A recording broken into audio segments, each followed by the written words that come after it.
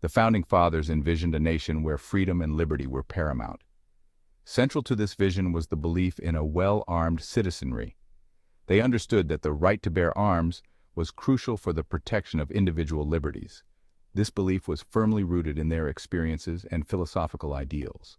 The Second Amendment of the United States Constitution states, "A well-regulated militia, being necessary to the security of a free state, the right of the people to keep and bear arms shall not be infringed."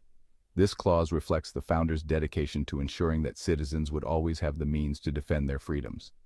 They saw a well-armed populace as a safeguard against tyranny.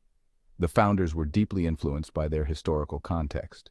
They feared that without the ability to bear arms, citizens would be vulnerable to government overreach and oppression. Their vision was not just about individual self-defense, but about maintaining a balance of power between the government and the citizens. Understanding the founders' vision is crucial in today's debates about gun control and the Second Amendment. By exploring their intentions and the historical context, we can better appreciate the importance they placed on a well-armed citizenry. The Founding Fathers' fear of tyranny was not abstract. It was born out of their experiences with the British monarchy. The American Revolution was a response to what they perceived as oppressive and arbitrary rule. The revolutionaries believed that the British government had violated their rights and freedoms. This historical context is essential to understanding the Second Amendment. The founders wanted to ensure that the new American government could never become as tyrannical as the one they had fought against. They believed that a well-armed populace was a critical check on governmental power. During the Revolution, militias composed of ordinary citizens played a crucial role in fighting British forces. These militias were not professional soldiers, but farmers, merchants, and craftsmen who took up arms to defend their liberties.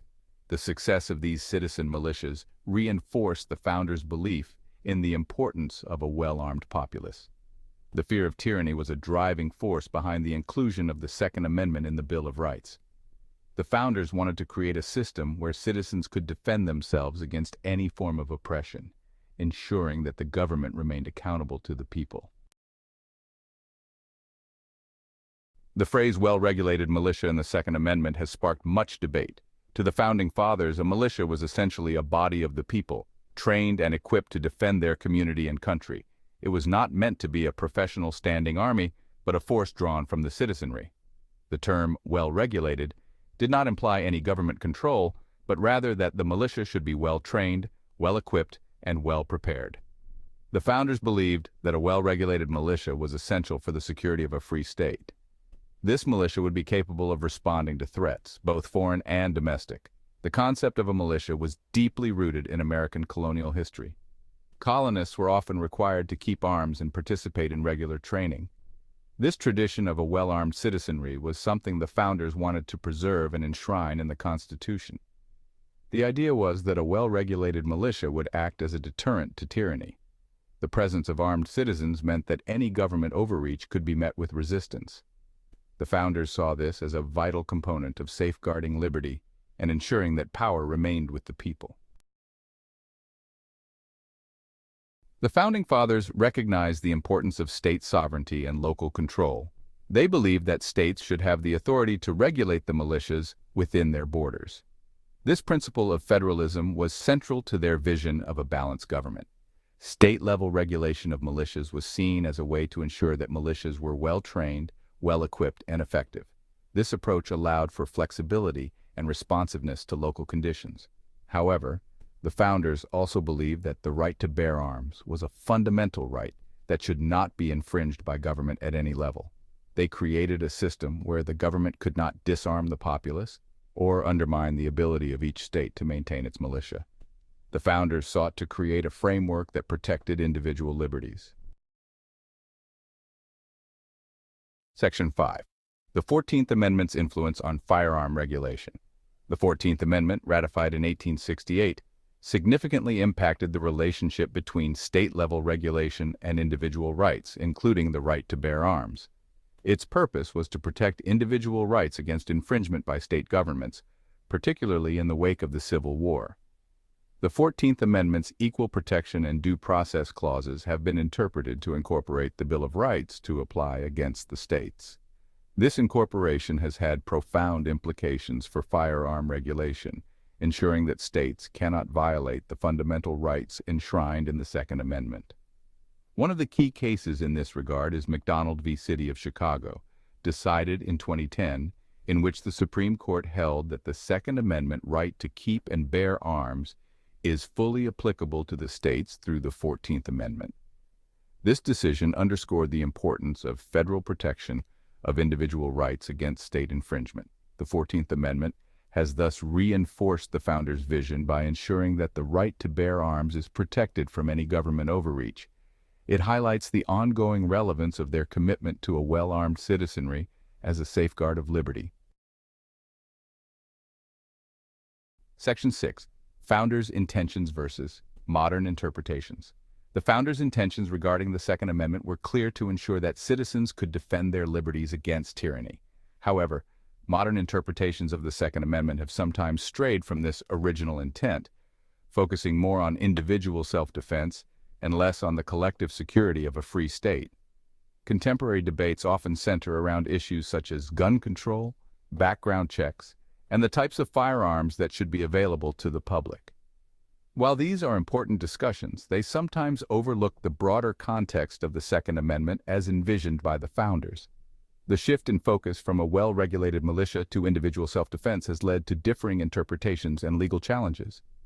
Courts have grappled with balancing individual rights with public safety concerns, often reflecting changing societal values and technological advancements in firearms. Understanding the Founders' original intent is crucial for informed debate. By examining their historical context and philosophical beliefs, we can better appreciate the principles that underpin the Second Amendment and strive to uphold its true purpose. Section 7. Historical examples of citizen militias. Historical examples of citizen militias provide insight into the practical application of the Founders' vision. During the American Revolution, militias were instrumental in the fight for independence. These groups were composed of ordinary citizens who took up arms to defend their communities and their rights. Another notable example is the role of militias in the War of 1812. Citizen soldiers again played a crucial role in defending the young nation against British invasion.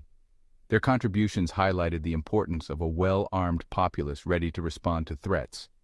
In the early years of the United States, state militias were a common and respected institution. They provided security and order in a time when the federal military was small and often stretched thin. These militias were a practical embodiment of the Founders' belief in the necessity of a well-armed citizenry. These historical examples demonstrate the effectiveness and importance of citizen militias in safeguarding liberty and security. They offer valuable lessons for understanding the Second Amendment's role in American history and its ongoing relevance. Section 8. The role of citizen participation in society. Citizen participation is a cornerstone of our republic. The Founding Fathers believed that an active and engaged citizenry was essential for the health of the republic. This belief extended to the concept of a well-armed populace capable of defending their rights and liberties. The idea of citizen participation goes beyond voting and civic engagement. It includes the willingness and ability to defend the principles of freedom and liberty. The right to bear arms was seen as a means to empower citizens to take an active role in their own governance and protection. Active participation requires vigilance and a commitment to the principles of liberty. The Founders understood that a disengaged or disarmed populace could easily fall prey to tyranny. They believed that the right to bear arms was a necessary component of maintaining an engaged and empowered citizenry. Today, the importance of citizen participation remains as critical as ever. By understanding and embracing the Founders' vision, modern Americans can ensure that their rights and freedoms are protected and that the principles of our republic continue to thrive. Section 9. Reclaiming the Founders' vision today. Reclaiming the Founders' vision for a well-armed citizenry requires a renewed understanding of their intentions and a commitment to upholding their principles. This means recognizing the importance of a well-regulated militia and the role of citizens in maintaining liberty. Modern debates about gun control and the Second Amendment can benefit from a historical perspective. By grounding these discussions in the Founders' vision, we can create policies that respect individual rights. This approach, honors the original intent of the Second Amendment. Educational initiatives can help foster a deeper appreciation of the founders' beliefs. Teaching the historical context and philosophical underpinnings of the Second Amendment can inspire a greater commitment to its principles. This knowledge empowers citizens to engage in informed and meaningful debate. Reclaiming the founders' vision is not just about policy, but about fostering a culture of responsibility and engagement. By embracing their ideals, we can ensure that the right to bear arms continues to serve its intended purpose of safeguarding liberty and preventing tyranny. Section 10, Conclusion, Upholding the Original Intent. The Founding Fathers' vision of a well-armed citizenry was rooted in their desire to protect liberty and prevent tyranny. Their experiences during the American Revolution and their philosophical beliefs shaped the Second Amendment's inclusion in the Bill of Rights. Understanding this vision is crucial in contemporary debates about gun control and the right to bear arms. By examining the historical context and the founders' intentions, we can better appreciate the importance of a well-regulated militia and the role of a well-armed populace in safeguarding freedom. The ongoing relevance of the Second Amendment hinges on our ability to uphold its original intent. This requires informed debate, responsible policies, and active citizen participation. By reclaiming the founders' vision, we can ensure that the principles of liberty continue to thrive. The Founding Fathers' commitment to a well-armed citizenry remains a vital part of American society. By understanding and embracing their vision, we can protect our rights and freedoms for future generations. Section 11. Reflecting on historical precedents. As we continue to uphold the original intent behind the Second Amendment, it's essential to consider the Founding Fathers' actions in the face of various challenges.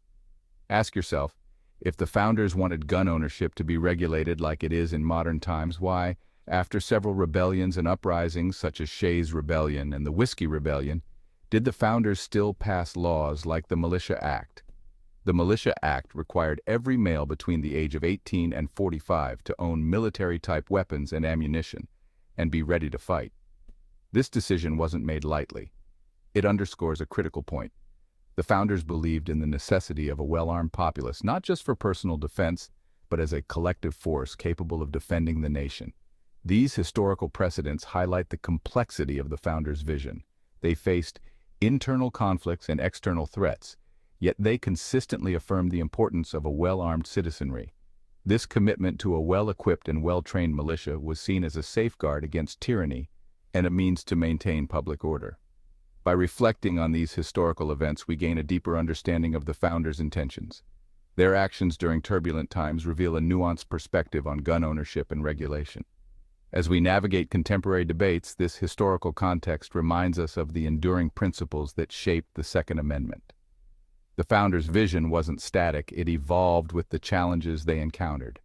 By examining their responses to rebellions and uprisings, we can better appreciate the founders' vision of a well-armed citizenry and the right to bear arms. This remains a cornerstone of American society, guiding us as we strive to uphold the original intent of the Second Amendment. In conclusion, it is important that we educate ourselves on our rights and the founders' vision and intent of each of them. Always remember, we the people are the militia. Keep your head down and your powder dry.